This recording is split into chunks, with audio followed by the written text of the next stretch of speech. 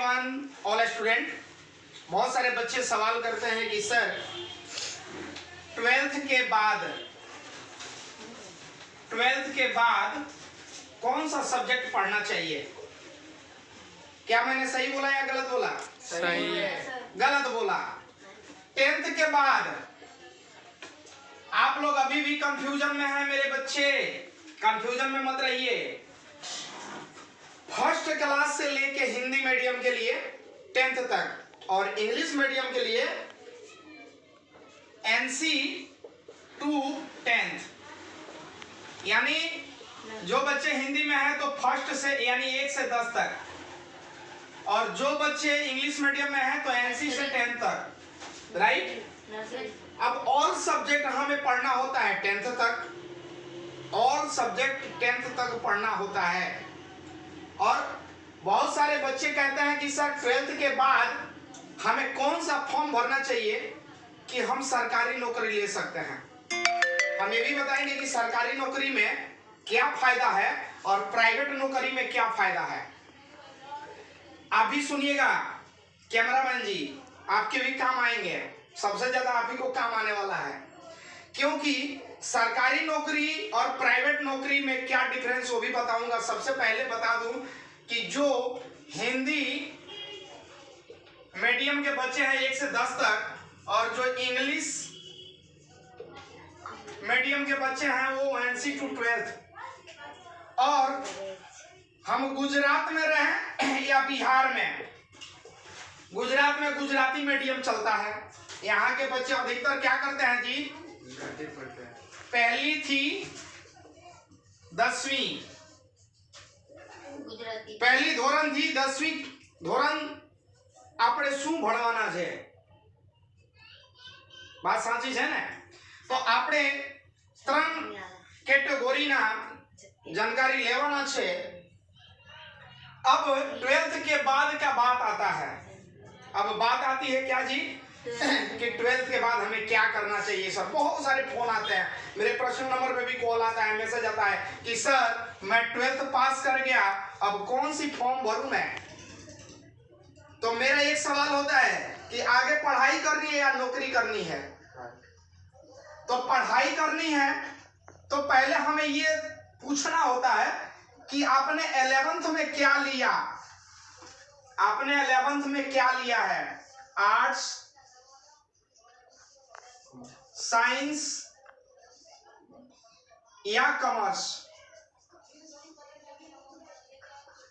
ये हमें पूछना पड़ता है। अगर आर्ट्स लिया है तो इनका रूल्स अलग है, साइंस लिया है तो इनका रूल्स अलग है, और कॉमर्स लिया है तो इनका रूल्स यानी नियम अलग है, इनके रास्ते अलग अलग हैं। तो हमें सबसे पहले ये जानना होगा कि हमने 10th तक अच्छे ढंग से पढ़े हैं कि नहीं, सारे सब्जेक्ट की अच्छी नॉलेज है कि नहीं। अगर सारे विषयों में अगर आपकी अच्छी पकड़ है तो हम साइंस ले लेते हैं, उससे थोड़ी कम पकड़ है तो कॉमर्स ले लेते हैं, और कुछ नहीं आता है लिख लोढ़ा पर पत्थर तो आर्ट्स ले लेते हैं। लेकिन एक बात ध्यान रखिएगा, ये कोई मायने नहीं रखता है, ये तीनों सब्जेक्ट कोई मायने नहीं रखता है अगर आप में टैलेंट है। क्या है जी? टैलेंट है। जैसे मोहित है, मेरा एक चेला है, पढ़ने में तेज नहीं है लेकिन टैलेंट उसको कूट कूट के भरा हुआ है। टैलेंट कूट कूट के भरा हुआ है।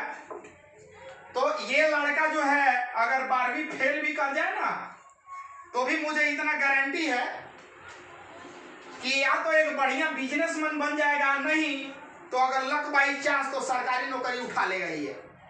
क्योंकि जो कंपटीशन के जो पेपर होते हैं वो टॉपिक्स बहुत ही माइंडेटियल होते हैं, और जो लड़का टैलेंट होता है उसके अंदर माइंड तो होता ही है। एक बात और ध्यान रखिए आप लोग कि जो माँ बाप अपने बच्चे को ताना मारते हैं उसकी टैलेंट खत्म हो जाती है। जिन बच्चों को हमेशा डराया धमकाया और पीटा जाता है वो डरपोक हो जाता है, यानी कायर हो जाता है। और जिस बच्चे को हमेशा गाली गलौज या दुत्कार किया जाता है उसका टैलेंट खत्म हो जाता है। और जिन बच्चे को अच्छा काम करने के बाद भी उसकी बड़ाई न की जाए, उसका सम्मान नहीं किया जाए, तो पूरी लाइफ खराब हो जाती है।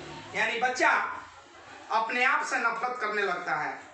तो कभी भी मैं उन सभी माँ बाप को बोलता हूँ, उन सभी अभिभावक पेरेंट्स को बोलता हूँ कि अपने बच्चों के साथ प्लीज ऐसा व्यवहार ना करें। और बच्चे लोग जितने हमारे क्लास में ये लोग बच्चे हैं, आप सभी लोगों से मैं बोल रहा हूँ कि कभी भी अपने मम्मी पापा के साथ, अंकल आंटी या जो भी अपने रिलेटिव हैं उनके साथ दुर्व्यवहार यानी मिसबिहेव नहीं कीजिएगा, ठीक है।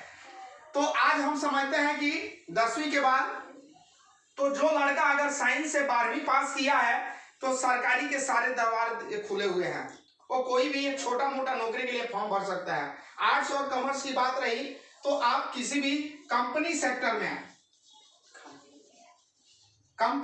में आप अपनी लाइफ को आजमाइश कर सकते हैं और धीरे धीरे आपका डेवलपमेंट हो सकता है। और जी चाहे तो कंपनी ज्वाइन करने के बाद भी आप अपने एजुकेशन को ले सकते हो। बाकी हम विस्तार रूप से समझाएंगे नेक्स्ट चैप्टर में। तब तक के लिए